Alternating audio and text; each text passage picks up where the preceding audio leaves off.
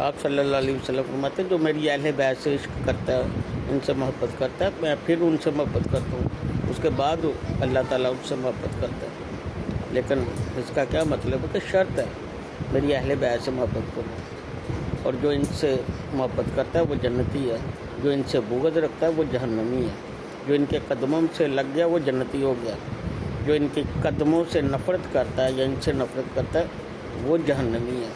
وہ جو نماز میں درود پڑھ کے پھر ان سے جھگڑتا ہے، وہ موجودہ اہل بیت ہو چاہے جو بھی، لوگوں نے مذاق بنا لیا موجودہ اہل بیت کو، اہل بیت ہی نہیں سمجھتے، ساری نسلیں ہیں صرف اہل بیت نہیں ہیں۔ بھئی آپ کا دھوکہ ہے، وسوسے ہیں۔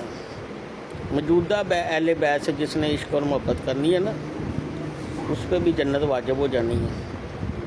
اہل بیت وہ والی ہے یا یہ والی ہے، ایک ہی نسل سے آ رہی ہے، خون ایک ہی ہوتا ہے، ساری برادریاں ساری ذاتیں ہیں، سوائے اہل بیت۔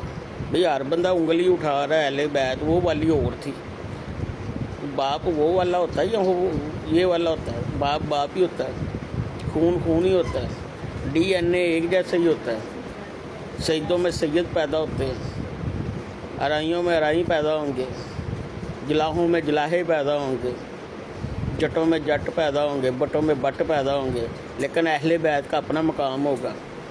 جو ان سے بغض رکھتا ہے وہ جہنم میں جائے گا، جنت کی خوشبو کو بھی نہیں پا سکتا۔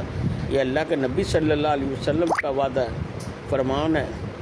آپ نے فرمایا جو ان سے محبت کرتا ہے میں اس سے محبت کرتا ہوں۔ اس کا کیا مطلب ہے؟ شرط ہے، جو ان سے محبت کرتا ہے میں ان سے محبت کرتا ہوں، پھر اس کے بعد میرا اللہ بھی ان سے محبت کرتا ہے۔ پھر کا مطلب یہی ہے کہ اس کے بعد